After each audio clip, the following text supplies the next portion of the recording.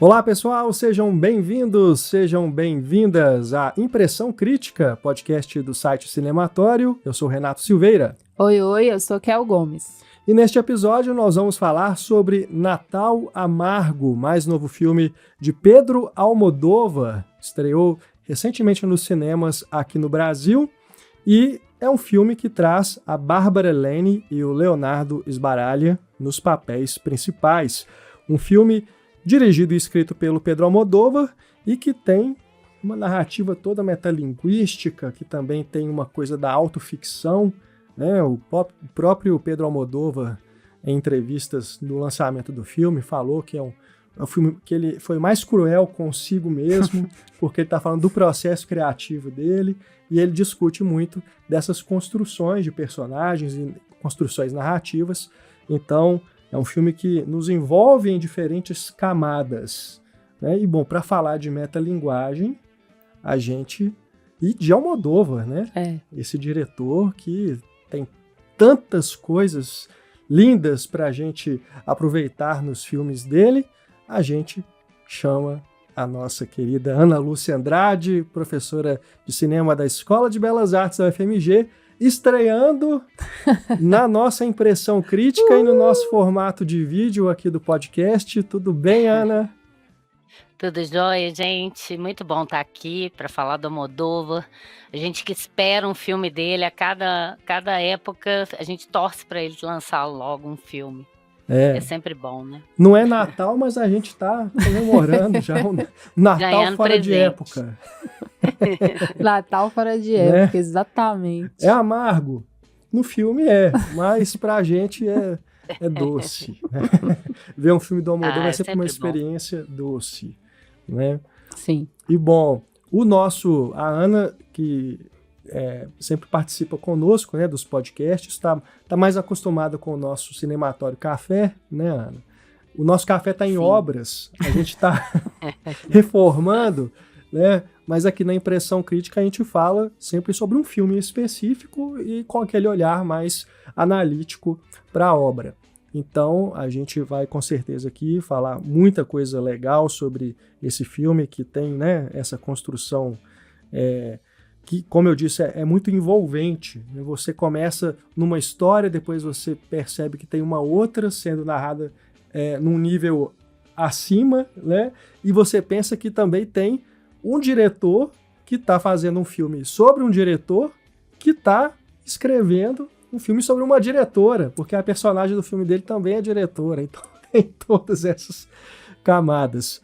E, bom, filme que concorreu à Palma de Ouro no Festival de Cannes, agora em maio de 2026, não foi premiado, mas recebeu críticas positivas, né? Teve uma boa recepção.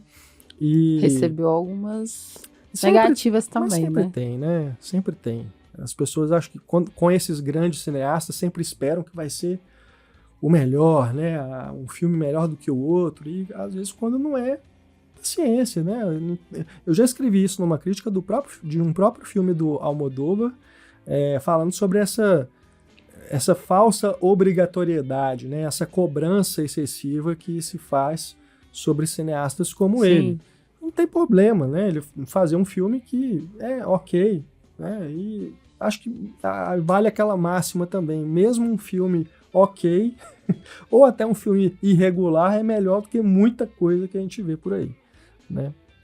Ele chegou naquele patamar de Fellini, de Woody Allen, né? Que qualquer coisa que ele faça é bem-vindo. Que bom que a gente ainda tem um autor como ele na ativa, né? Com essa riqueza que ele tem, esse olhar cada vez mais voltado para si, mas querendo oferecer isso pro outro, né? E eu acho que muita gente que não gosta do cinema dele, que conhece isso a partir de agora, eu acho que precisa ver os anteriores, né? Porque é um cinema muito pessoal, muito intratextual, né? A gente vai vendo citações a outros filmes dele, né? A gente reconhece ele nos personagens, independente de ser um personagem dentro do personagem que ele está criando. É muito bom. E, bom, sobre o que fala, né, Natal Amargo, é a história, a primeira história, né, que a gente tem contato é a da Elsa, essa cineasta que está trabalhando com publicidade, né, fez, acho que 2 filmes só, né, que ela faz 2 longas, né, e começou a trabalhar com publicidade. Cineasta cult. Cineasta cult, né? Aliás, essa cena que ela explica o que é ser uma cineasta cult é muito boa. Tem toda uma brincadeira ali com o culto, né? De seita, né? É muito legal mesmo. Né? Que é uma característica também dos filmes do Almodóvar, né? De ter esse humor, né? Essas tiradas, assim, que são sempre muito legais. E, bom, ela tá ali vivendo um momento também de uma crise, né? De ter ataques de pânico. Vai para o hospital, né? Tenta ali tomar uns remédios para poder curar essa ansiedade que ela tá vivendo. Ela que vive ali com o namorado, que é um stripper, né, o Bonifácio. É um bombeiro. Ele é bombeiro. Ele é bombeiro. O stripper é o segundo trabalho. É um bico. Um bico, tá certo. Tem que ser justo com o personagem. Inclusive, né, como ele se apresenta, assim. Que ele fala, não, ó, sou bombeiro. Só que... Sim. Mas é interessante isso, né? Como que ela é uma diretora, uma cineasta cult, mas tá trabalhando com publicidade. Então... né? Ela tem essa dualidade aí, e ele que é um bombeiro, mas também tem essa faceta de ser um stripper, assim. E bom, enquanto a gente tá ali acompanhando essas primeiras cenas, a gente já tem um corte que mostra alguém escrevendo essa história, né? Que é justamente o personagem do Leonardo Sbaraglia, né? O Raul. Raul, que é o alter ego do Almodóvar. Ele também está passando ali por um momento de crise pessoal, tem também ali umas situações envolvendo luto, né? Tem umas coisas que ele vai absorvendo da vida pessoal e colocando nesse filme que ele está escrevendo. E nesse filme que ele está escrevendo, a personagem também faz isso.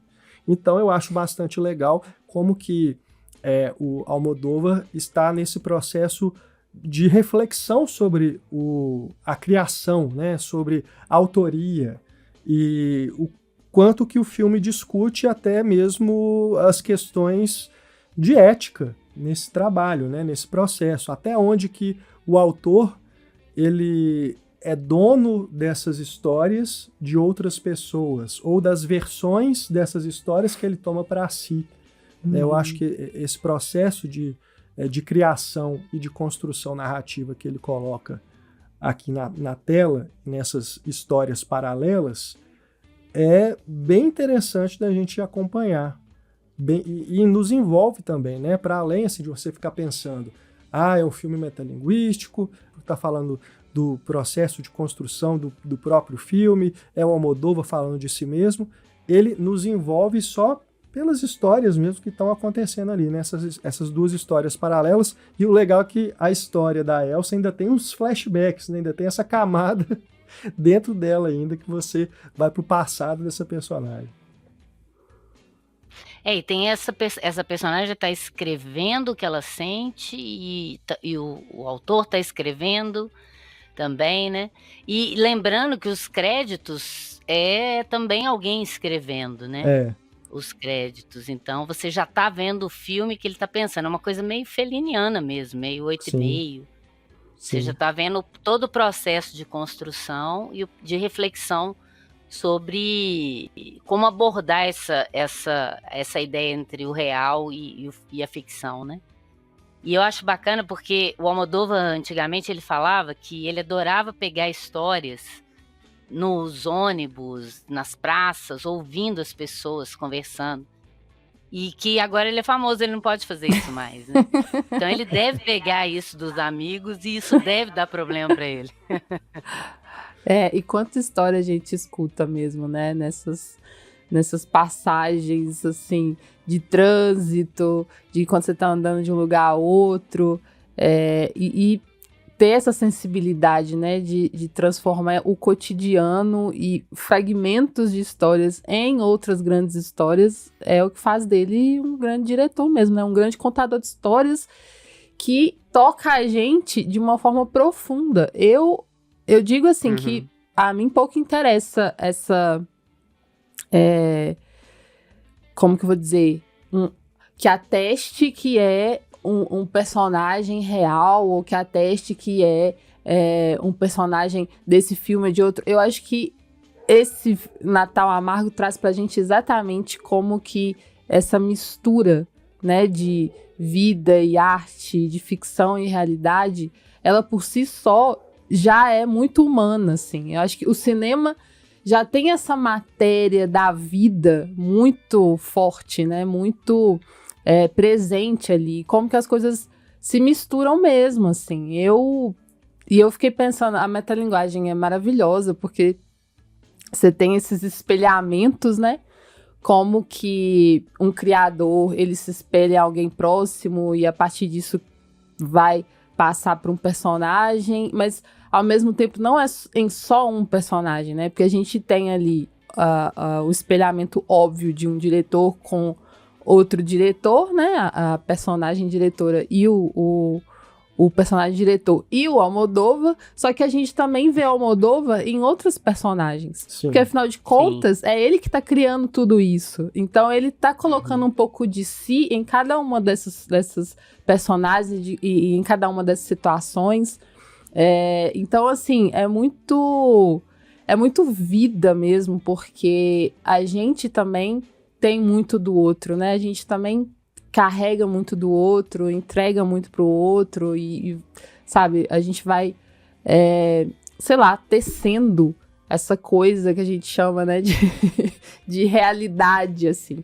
Então eu fiquei bem apaixonada pelo filme, e eu sinto que o Almodóvar tá, sabe, parece que ele tá mais, como é que eu vou dizer? Ele tá mais introspectivo, né, Ana? E aí, nessa introspecção dele, ele vai, assim, profundo no que ele pensa sobre as relações humanas, sobre a criação. E tem essa base emocional, que pra mim também foi muito tocante, que é a questão do luto e da perda.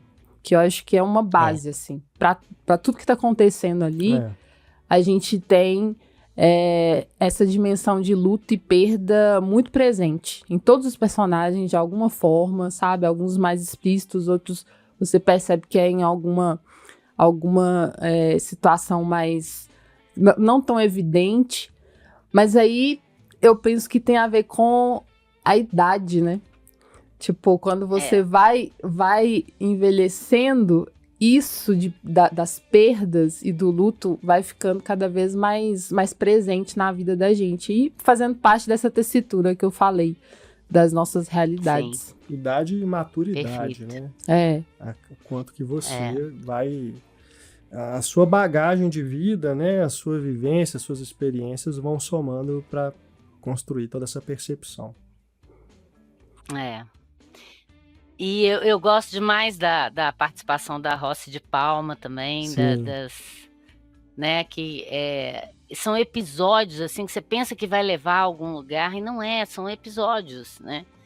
E eu tava numa sessão bem vazia e algumas pessoas bocejando, meio achando parado demais o filme, porque aparentemente não acontece nada, mas ele constrói a delicadeza, né? Essa mistura do tragicômico que tá desde o início da carreira, antes mais cômico do que trágico, né? Mas que ele vai fazendo a gente se envolver com aquilo. Você já percebeu que não vai levar exatamente a algum lugar, como não leva, teoricamente, mas você não perde o interesse, né? Ele faz momentos de sensações e de sentimentos muito fortes. Sim. Né? Eu sempre choro em filme de Almodóvar em algum momento. Nesse me pegou 2 vezes, até porque a gente acaba se identificando. Eu então, que acompanhei isso e também estou envelhecendo, eu me coloco muito nesse lugar dele. Então eu acho muito interessante como ele faz esse espelhamento dele para o personagem, entregando esse personagem pra gente. Sabe, é uma ponte que ele faz, que chega até a gente através desse personagem. Então, é sempre muito tocante a dor dos personagens, a emoção dos personagens, né? Aquilo que eles estão sentindo, eu sinto também, né? Pelo menos eu. Não sei se isso acontece com todo mundo. E que atriz sensacional, né? Eu nunca tinha visto essa mulher, além de belíssima. Sim, sim. Muito boa atriz. Muito Ela boa. me emociona desde o início.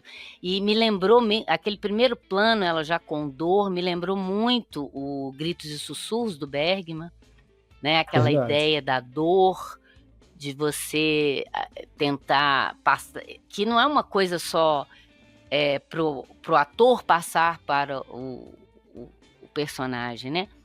Mas ali é uma camada, porque ela é uma personagem, ela é como se ela tivesse consciência de ser uma personagem, né? Como um alter ego dele, e passando pra gente essa dor, que é a dor dele também, as perdas, as reflexões sobre o processo dele, né? De perda, principalmente da mãe. Então a gente acaba se identificando. Mesmo quem não tem uma história semelhante, eu acho que pode sentir a dor desses personagens, né? Sim, com certeza. Mesmo que seja a dor de dor de cabeça, né? Mesmo que seja a dor física, sabe? A dor física, o peso de, sei lá, sabe? Você não conseguir encontrar uma cura, né? Pra isso que te aflige, né? Encontrar algo que te deixa melhor, assim. Porque isso também o próprio sofrimento físico. Eu fiquei observando como que ele consegue passar pra gente isso, assim. Como que você tá junto dela tão fortemente que até o sofrimento físico da dor de cabeça, eu tava me identificando, assim, sabe? Naqueles momentos em que você tá tão cansado, você tá tão preocupado que, sabe, a cabeça realmente não aguenta, assim. E aí vai pro hospital, aí tem espera de hospital, que é outra coisa horrível também, né? E aí, sabe... Então eu acho que tem várias maneiras de se identificar nesse filme. Mesmo que, né, você... Mesmo que seja só a questão física, até nela ele é muito forte. Não, aquela cena também da menina cantando a Chavela Vargas. Nossa. É belíssimo, né? Aquilo me pegou assim, eu tava junto, eu tava no espelho lá com aqueles dois chorando, eu também ali sentindo e tentando ficar calada dentro do cinema. Mas ele é impressionante. Ele ainda é um sujeito que toca a gente demais, né? Se você estiver disposto a abraçar o que ele está te oferecendo, é uma experiência muito, muito tocante. Eu estava lendo as matérias que saíram lá na Espanha quando o filme foi lançado, né? Ele fez uma coletiva de imprensa, né, para falar com os jornalistas sobre o processo todo de realização. E ele falou que essa cena com a Maya Romero, né, o nome da cantora que faz aquela personagem ali, ela, para ele, a cena e a canção são o coração do filme para ele. Sim. E ele diz, e aí tem uma citação de um dos versos, né, que diz: o amor é simples e coisas simples são devoradas pelo tempo. Ai, eu até arrepio, que essa letra também é maravilhosa. Né? E esses momentos musicais também são uma característica dos filmes do Almodóvar, né? Lembro sempre do Fale com Ela, que tem a participação do Caetano Veloso, que é uma das cenas mais, né, incríveis assim, da filmografia do Almodóvar, né? Um negócio que, só de lembrar que eu tô arrepiado, é um negócio muito, muito forte, né? E ainda é o Caetano, né? Ainda tem essa ligação com a gente aqui. E ele registra a emoção do personagem tocado por aquela música, por aquela beleza, e isso é transferido pra gente, é impressionante. E tem a trilha sonora instrumental também, que é muito boa, do Alberto Iglesias, frequente colaborador do Almodóvar, né? Desde A Flor do Meu Segredo, uma das mais longevas parcerias diretor-compositor do cinema contemporâneo, né? Desde 95, você imagina, né? Todo filme lá, os dois colaborando, e é uma trilha que É aquilo, igual quando a gente vê os filmes do Spielberg, que tem sempre o John Williams, você vê o Almodóvar, tem o Alberto Iglesias lá, você reconhece, né? É uma É o Bernard identidade. Herrmann dele, É muito bom. E, claro, a direção de arte também, sempre muito característica, né? Com o vermelho e o azul sempre saltando, né? Bem marcados, assim, nas roupas, nos cenários, e que representam esses sentimentos e sensações antagônicas, né? Se você pensar em calor e frio, melancolia e paixão, se você pensar na calma e na violência, né? E o que é uma representação também, se você pensar no título do filme, né? Natal Amargo.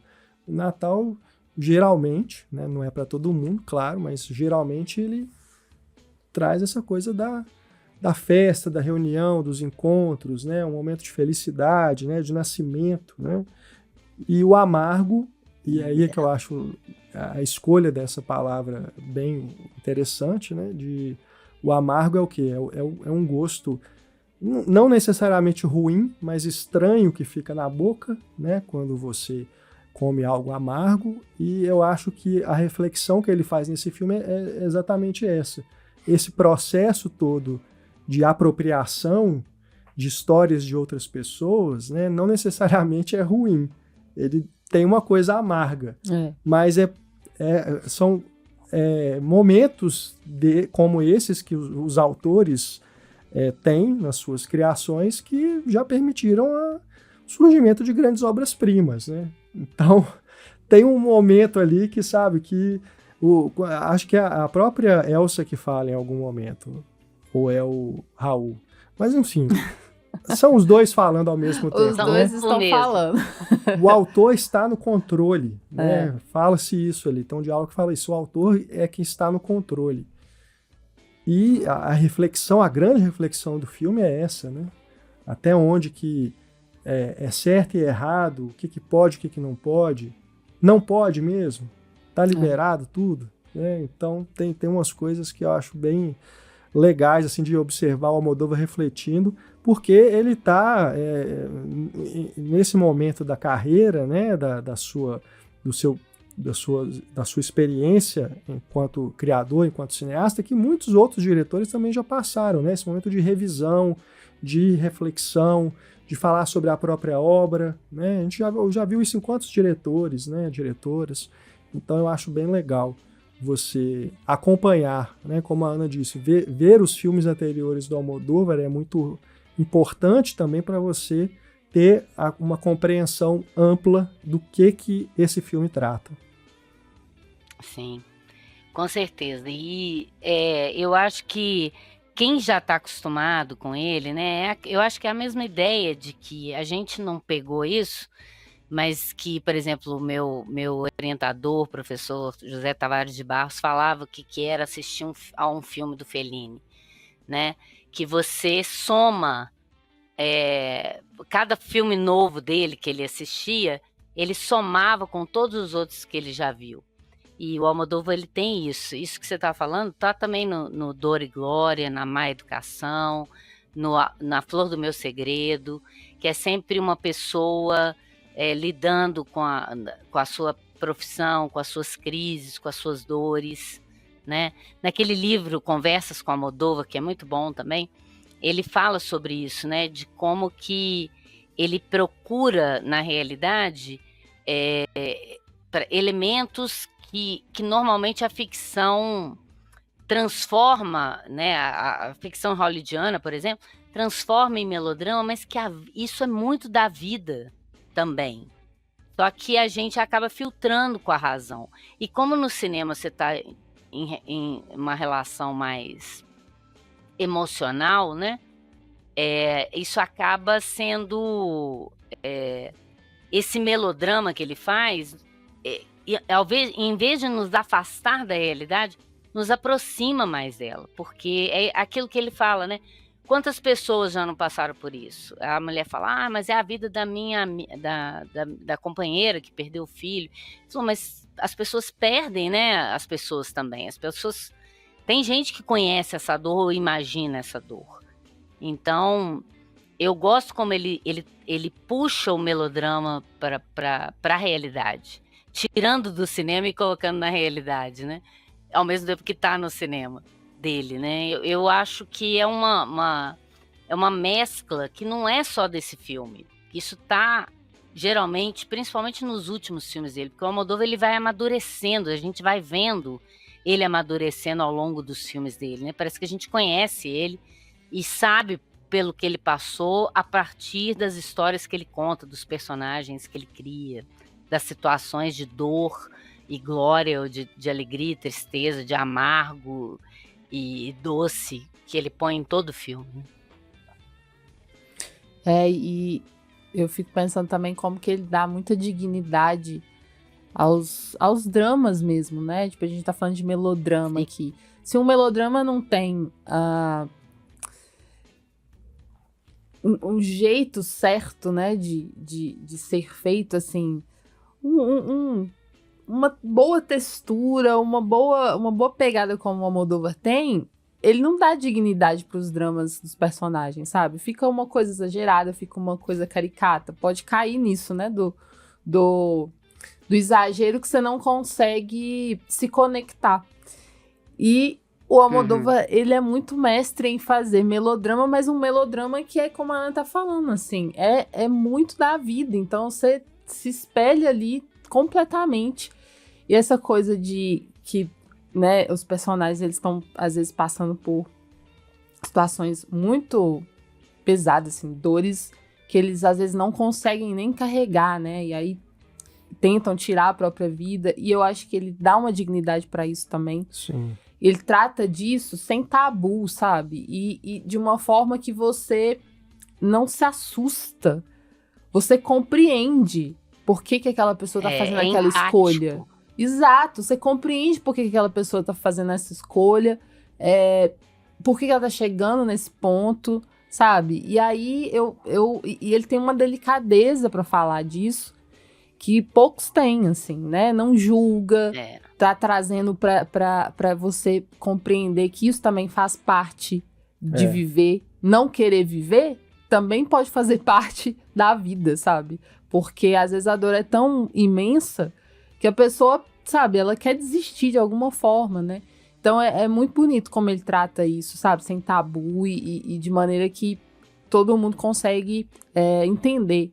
E um personagem, às vezes, pequeno, né? Porque nesse Natal Amargo, a personagem que decide por isso, ela surge muito depois que o filme já começou, assim. Isso, inclusive, é colocado, né?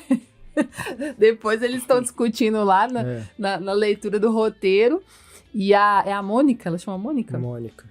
E a Mônica fala pra ele, pô, como que você faz isso com a Natália? A Natália, ela só aparece, sabe, mais pro final, assim. Como que você faz isso e tal? Mas mesmo ela aparecendo ali pro final, e a gente já tendo, né, um pouco dela antes, ela tá como uma personagem digna, sabe? Sim. É aquilo que eu digo, às vezes, assim, que a gente vê filmes em que não conseguem lidar muito bem com muitos personagens. Que aí consegue priorizar um ou dois, mas o restante fica solto, não consegue trazer alguma camada pra todo mundo, assim. E o Almodóvar consegue, cara. Ele consegue, em cada personagem, ele consegue criar o seu interesse por aquilo. Então, assim, aquela Natália, sabe, é uma ramificação em que eu poderia ver um filme só sobre ela, né? A própria esposa que não consegue largar o marido, mesmo sofrendo, né, com o comportamento dele. Você se conecta muito facilmente, assim, a ponto de querer, sabe, saber mais sobre aquelas pessoas, assim. É interessante demais a dignidade que ele dá pra cada um, mesmo que seja, sabe, um mínimo de tempo que tenha. Sim. É incrível. Aquele casal que chega todo arrebentado no hospital, né? É uma pontinha, mas assim, você fica querendo saber o que aconteceu, né? Mas ele te dá indícios. Exatamente. Inclusive, nessa hora que eles chegam também, é quando tem uma piadinha, né? A própria recepcionista fala, poxa, deveria pelo menos ter limpado a cocaína dessa carteirinha. Não, Não, tem isso me essas lembra, coisas. isso que a Raquel tá falando, me lembra o Mulheres à Beira de um Ataque de Nervos, que é uma comédia de erros engraçadíssima, mas o centro é a dor de uma mulher que perdeu o amor dela, né? E ele não perde esse foco. Né? Você tem toda uma coisa de farsa, de desencontros, de comédia de erros mesmo, mas a dor dela é muito pungente ali. No meio da comédia, tudo que move aquilo é a dor daquela mulher que perdeu o amante. Então ele sempre carrega isso, né? No De Salto Alto, aquela relação da filha com a mãe, que é tudo intenso e dramático, mas... né, a mãe vira para a filha e fala, minha filha, a filha mata o marido, ela fala, você tem que no futuro aprender a lidar melhor com os homens, sabe? No meio da dor ele põe uma piada que seria super possível de alguém falar mesmo no meio daquela loucura. Sim. Parece uma ficção absurda, mas você vai ver e fala assim, gente, não é absurdo, né? Isso é muito palpável. E é por isso, essa humanização que ele dá, essa delicadeza nessa construção desses detalhes, né? É muito interessante. E isso é que prende, eu acho, a gente. Eu estava assistindo ao filme pensando nisso o tempo todo. Como é que ele consegue me conectar com esses personagens que, desde o início, ele te coloca que são personagens.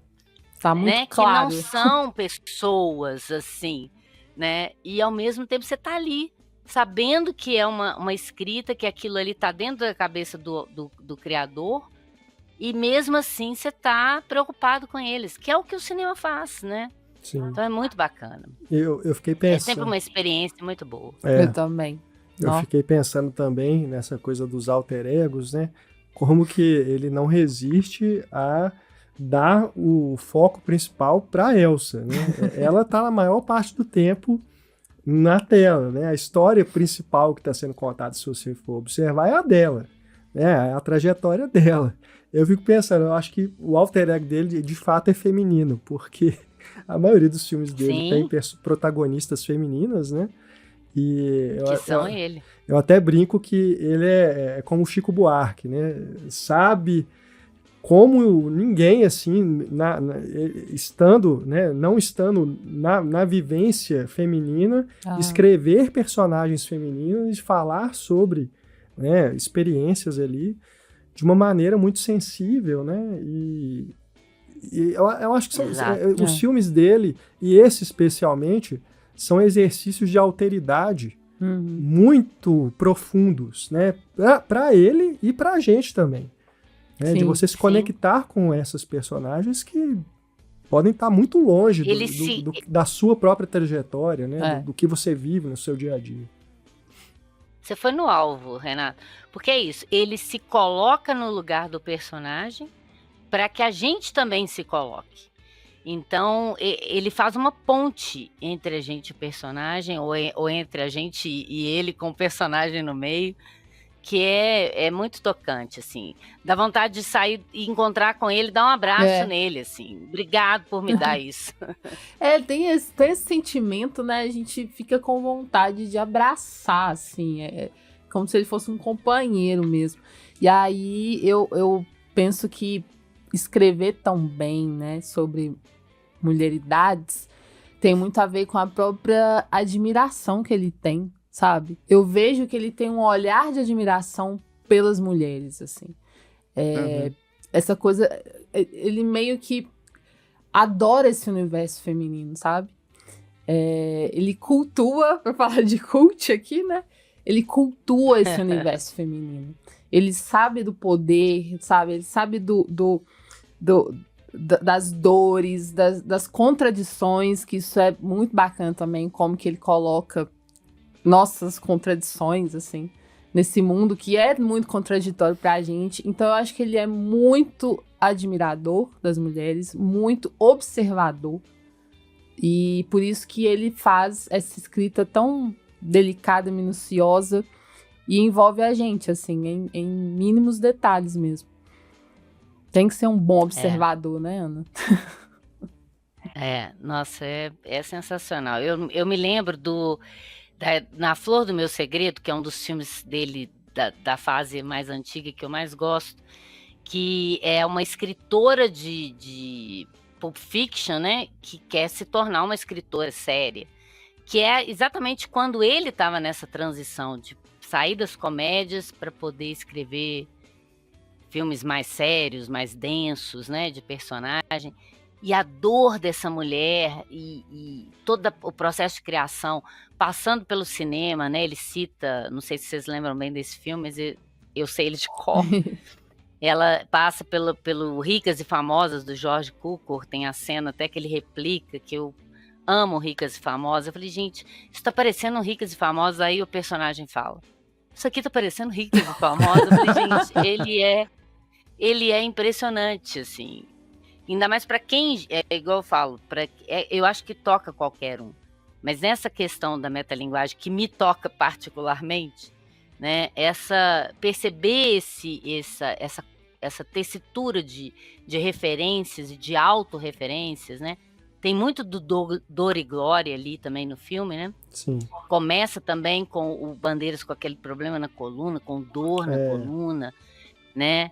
Essa coisa de começar numa imagem indecifrável, que aos poucos vai se afastando e você vai tentando entender o que é, e que lembra a fotografia que a menina vê e que ela acha que é o marido e a gente não sabe se é ou se não é, né? Ele vai construindo pequenas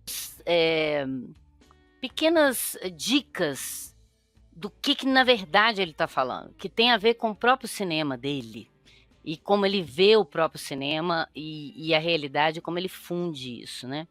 E essa questão da mãe, essa questão feminina dele, acho que tem a ver com isso que ele fala, né? Da mãe, das irmãs, da vila, que tem lá no Volver, né? Que tem naquele outro das mães lá lavando. É no Volver mesmo, né? É no Volver. Sim. Eu acho que sim. Sim. Né? É no Volver. É, né? Das mães lavando ali, né, do interior que ele vivia, ouvindo as mulheres do vilarejo que ele cresceu. Então, essa observação da vida e do cinema que ele tenta fundir no próprio cinema dele, né, que é muito bonito. Ele sempre se coloca muito nos filmes, né? Por mais Sim. que esse aqui seja um diretor que está fazendo um filme sobre uma diretora e tudo, tem essa coisa mais direta, mas acho que todos os filmes dele tem muito, assim, você percebe, né, quanto que ele está se colocando ali, como que são filmes muito pessoais. Agora, eu fiquei mais feliz com esse filme e de vê-lo voltando para filmar na Espanha, depois de ter feito o primeiro filme em língua inglesa, que foi o anterior, né, o Quarto ao Lado. Que eu gostei, mas eu não sei, me parecia que ele tava meio duro ali, sabe? Talvez até pela questão da língua mesmo. Não aceito, não. Não, mas eu falo assim, talvez um certo eu entendo o que você estranhamento tá de não estar falando a língua dele, sabe? E o espanhol é fundamental no cinema dele. Né? Nessa tessitura, a língua espanhola, latina, é diferente do inglês, né? É aquilo que eu sempre brinco com os alunos. É diferente falar I love you, I need you, te quero, te necessito. É diferente. Sim. É totalmente diferente. Apesar dele ter duas excepcionais atrizes, né? Tem ecos também desse filme nesse, né? Sim. Dela ir cuidar da amiga, essa coisa solidária que sempre tem nas personagens dele, né? Isso é muito bonito, eu acho muito bonito. Colocar essa solidariedade, sabe? Entre amigas, isso é muito bonito, né? Você deixar a sua vida pra cuidar de alguém. Isso é massa. Deixar a sua dor pra ir cuidar da dor do outro, né? Exatamente. Porque é isso, é igual quando o diretor brasileiro vai fazer filme lá fora. Não é a mesma coisa, cara. Não, eu concordo com vocês. Eu acho que pega os quando filmes você do tá Walter na sua Salles língua lá fora. Quando você tá na sua língua nativa, obviamente, eu acho que você se expressa muito melhor. Porque é sua língua nativa, né? É natural que seja assim. Só que eu não sinto perda, sabe? Eu não vejo que algo se perde nesse filme só porque ele não tá falando a língua nativa dele. Eu acho que ele mantém, sabe? Eu sinto mais um estranhamento dessa. Me parece que ele tá travado. Me parece que ele não tá, sabe? Igual nos filmes que ele faz na Espanha. Eu sinto isso, que ele tá desconfortável. Mas é um assunto, né, mais frio. Eu acho que é um assunto que gera também uma resistência maior. Claro, sabe? claro. Sim.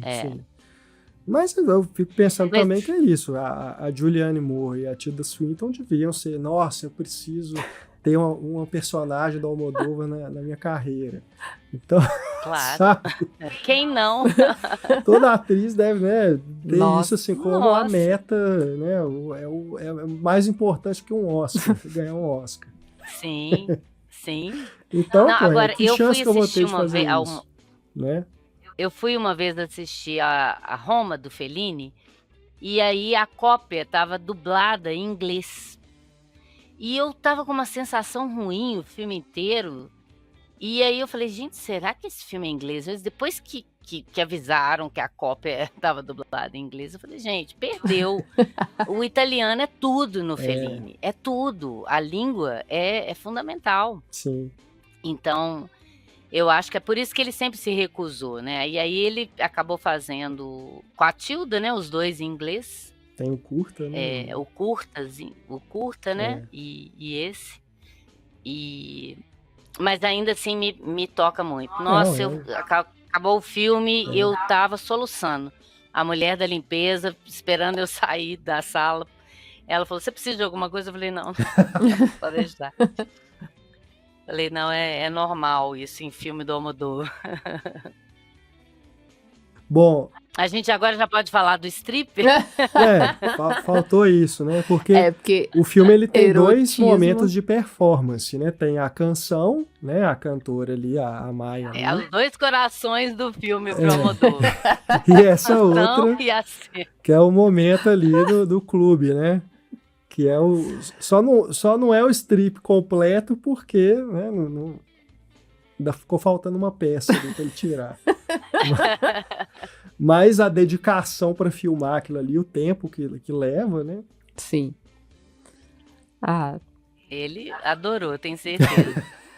ali as mulheres e o Almodóvar estão, né, tão unidos, né, naquela coisa do erotismo, né, gente? Porque também tem sempre muito erotismo nos filmes do Almodóvar, sabe? Então...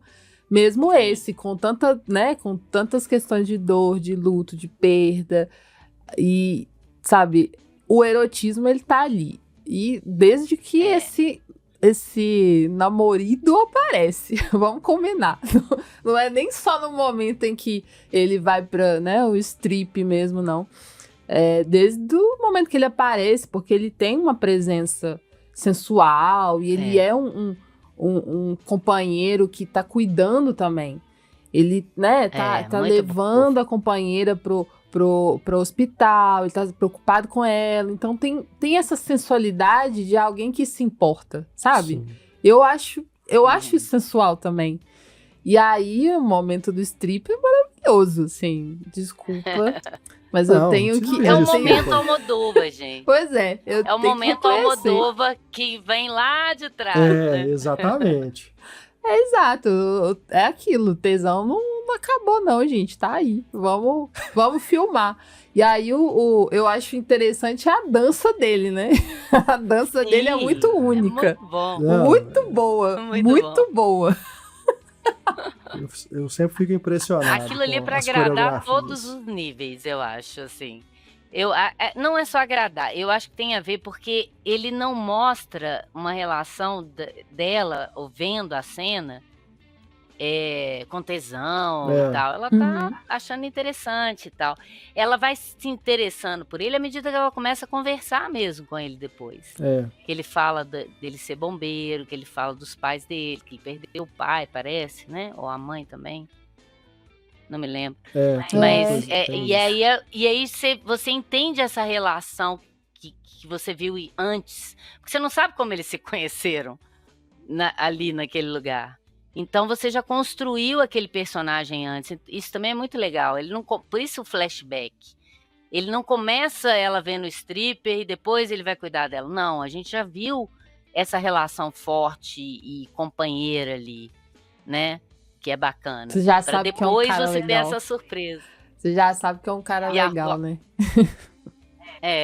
E a Roça de Palma, ó, da próxima vez você não escapa. Você vai fazer o strip aqui na sua festa. Muito bom. Doida pra ter um strip ao vivo ali, realmente. Mas Dava tudo pra estar naquela festa. Ah, com certeza, viu? Só A da figuras. Roça de Só Palma. figuras.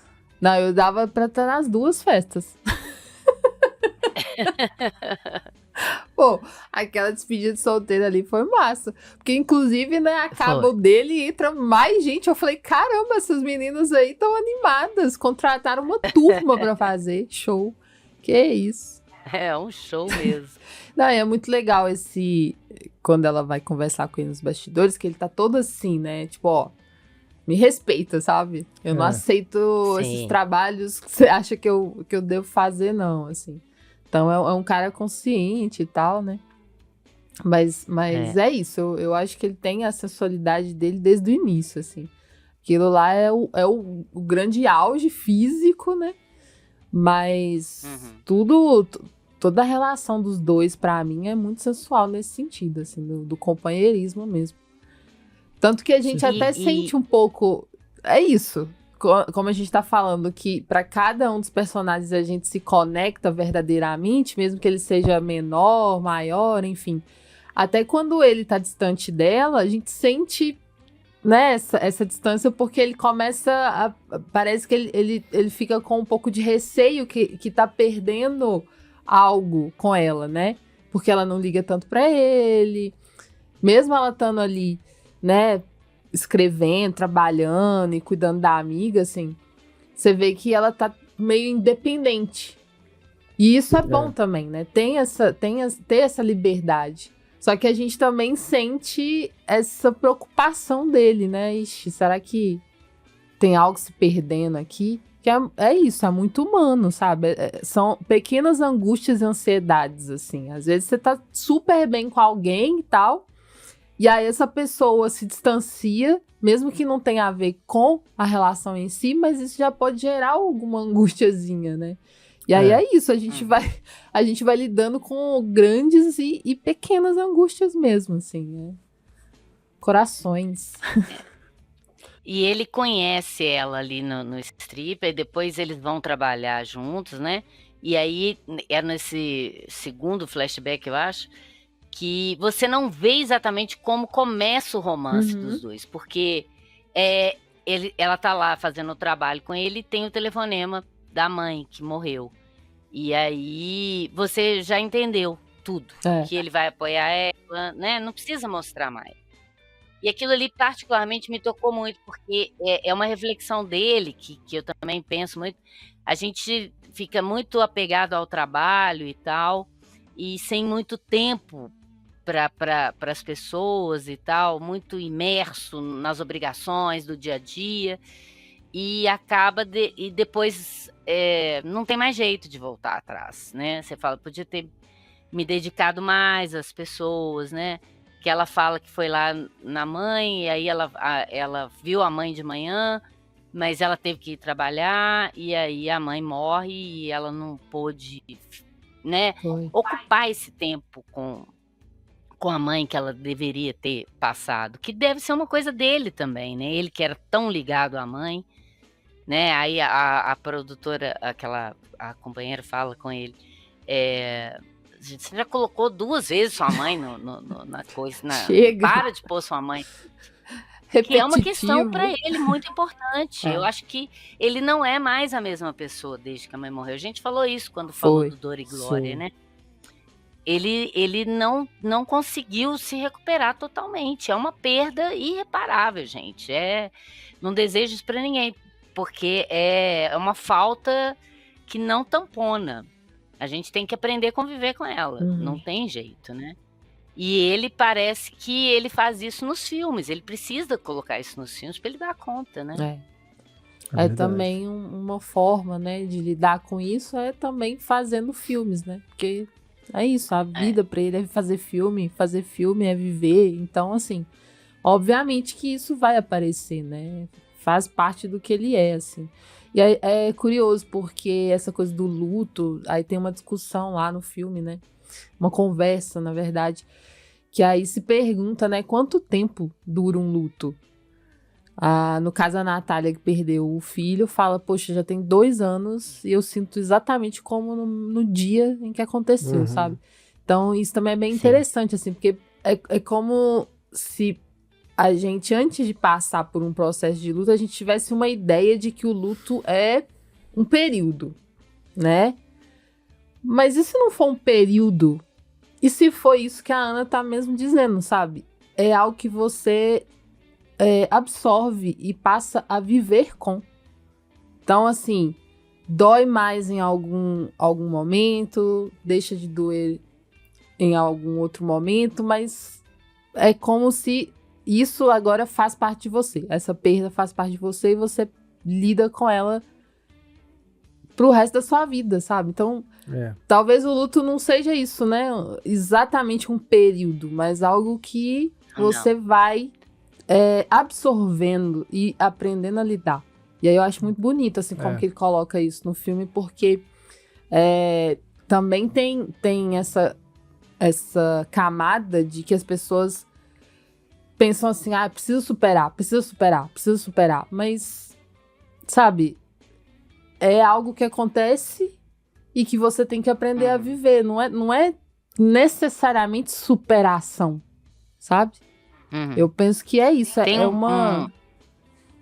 uma imagem do Instagram que eu sempre posto de vez em quando, que é um buraquinho preto. As pessoas acham que o luto é desse tamanho e que ele vai diminuindo aos poucos. Não, ele continua do mesmo tamanho. A vida é que vai crescendo em volta dele. Perfeito. Porque a gente tem que continuar vivendo, né? Então, ele recorre a isso sempre, porque eu acho que é uma maneira dele mesmo dar conta, de se convencer disso e passar isso como experiência dele para os outros, né? E é um tema recorrente já para ele, né? A gente vê isso no Dor e Glória, a gente vê isso agora no... Eu achei até o Quarto ao Lado mais desencantado. Eu falei, meu Deus, o Almodóvar tá pensando em se matar. Ele tá achando que a vida não faz mais sentido. Eu fiquei mais feliz com esse filme. Ele voltou para essa ideia de que ele tem que crescer em torno do luto e não se afundar nele, né? É verdade. Perfeito. Afinal de contas é isso. Toda vida é única, né? E a perda, ela não é...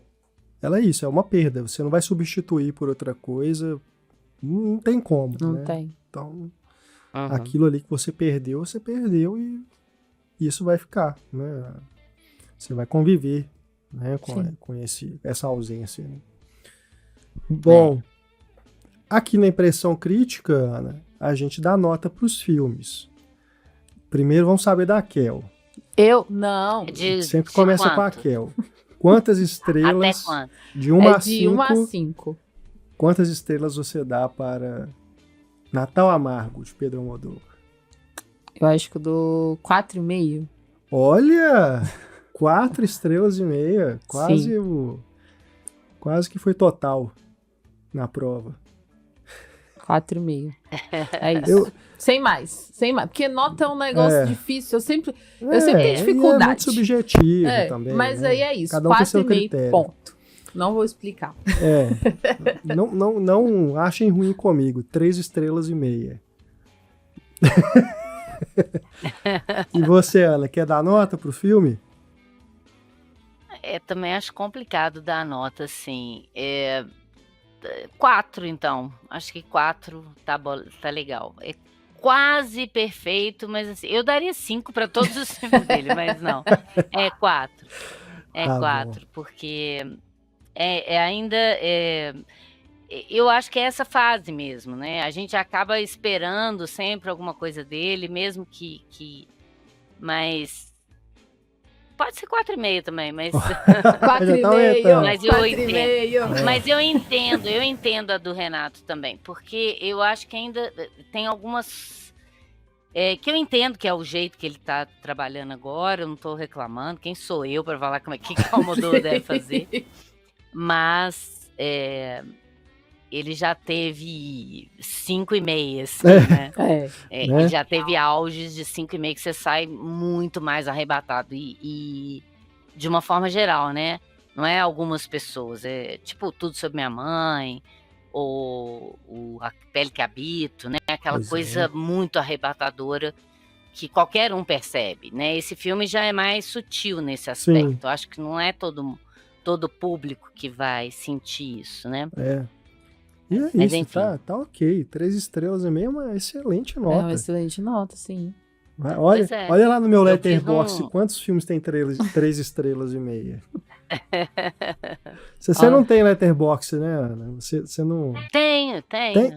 Eu tenho. É mesmo. Ela compartilha de vez em quando nos stories. Eu parei porque eu tô sem tempo de mexer com isso, mas eu quero voltar a fazer. De vez em quando eu quero paro. escrever mais, porque geralmente eu ponho uma frase curta. Mas eu quero ver se eu escrevo mais depois com o tempo. Eu não escrevo. Eu sou muito inconstante. Em qualquer rede social. Já falo muito aqui. Em qualquer plataforma, em qualquer coisa, sabe, que você tenha que atualizar, eu sou muito inconstante, porque é isso, a vida, corrida de trabalho. A gente tava falando disso, né? Também. Às vezes não me permite parar e fazer essa atualização em mais uma plataforma, sabe?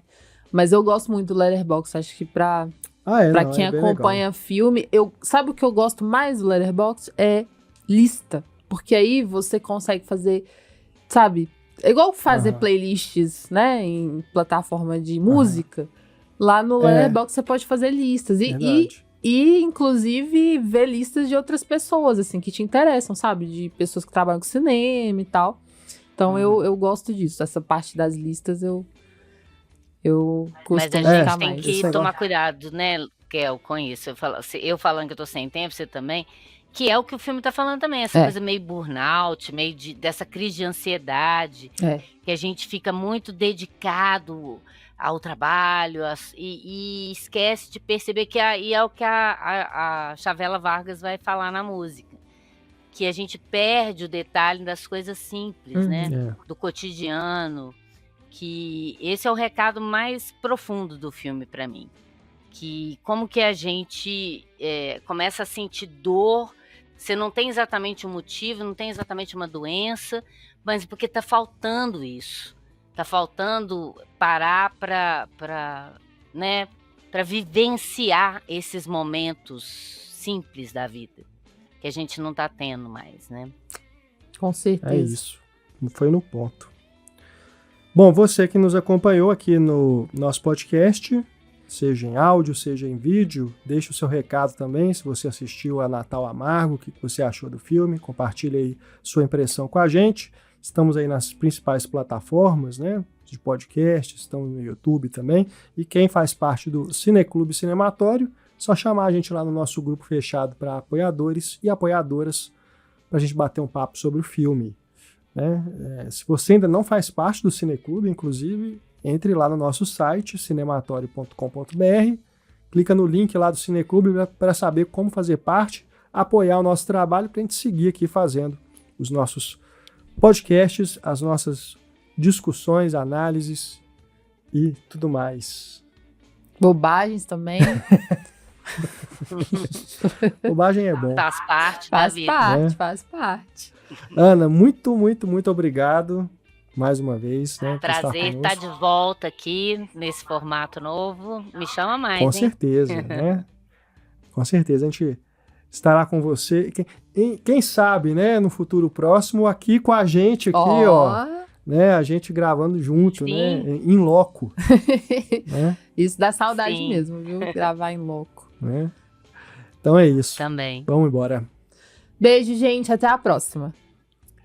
Beijo. Obrigado, pessoal, pela audiência. Um grande abraço. Até mais. Tchau.